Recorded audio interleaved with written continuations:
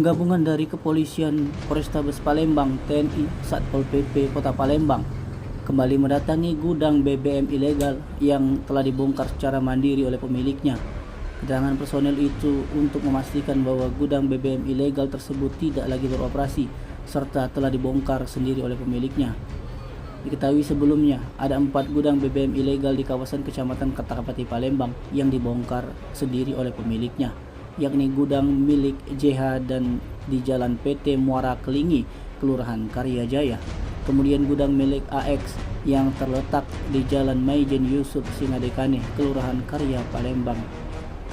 Sedangkan 2 gudang lainnya milik KN dan ED di Jalan H. Sarkawi, Kelurahan Keramasan Kertapati Palembang.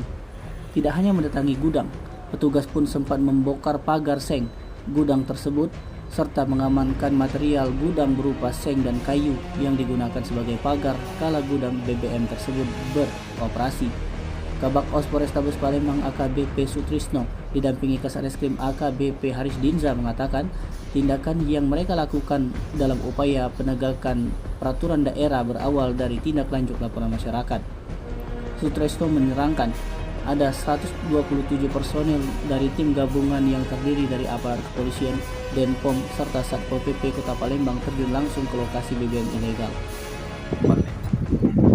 Kita melaksanakan kegiatan penertiban terhadap gudang ilegal yang ada di wilayah Kecamatan Palembang. Tindakan penegakan perda ini kami lakukan berdasarkan dari tindak lanjut informasi melalui medsos tentang ada kegiatan ilegal. Bang, setelah ditindaklanjuti man gimana bang? Setelah ditindaklanjuti di tempat-tempat penampungan diduga ilegal ini gimana bang? Apa masih operasi bang? Iya, jadi ada beberapa titik itu akan kita lakukan penegakan maupun penegakan perda. Kaitannya tidak lanjut dari laporan informasi melalui ini tujuannya semata-mata untuk keamanan dan keselamatan masyarakat sekitar. Kalau di titik-titik ini masih ada yang operasi apa enggak bang? Tidak ada lagi bang ya? Alhamdulillah kami sudah